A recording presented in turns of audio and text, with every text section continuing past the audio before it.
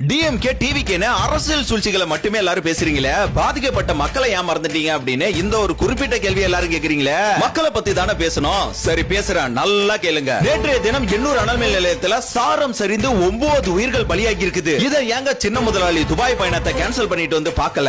Oscar நாயகன் Anbil Mahesh perform பண்ண ஏங்க இங்க வரல? சினிமா பிரபலங்கள் ஏன் இரங்கலை தெரிவிக்கல? பரபரப்பு சூழல் ஏன் ஏற்படல? முதலமைச்சர் உடனே இல்ல, இப்ப வரைக்கும் போய் அவங்கள பார்க்கவே இல்ல. நியூஸ டிபேட் பண்ண 10 லட்சம் தரேன்னு அறிக்கையை விடுறாரு. அப்ப இந்த 9 உயிருக்கு மதிப்பு இல்லையாங்க?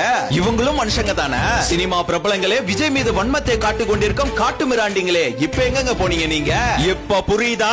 The Karur issue did not happen by accident. DMK master plan is running here. தற்போது NDA விசாரணை நடந்து கொண்டிருக்கிறது. பட் CBI விசாரணை கண்டிப்பா எங்களுக்கு வேண்டுங்க.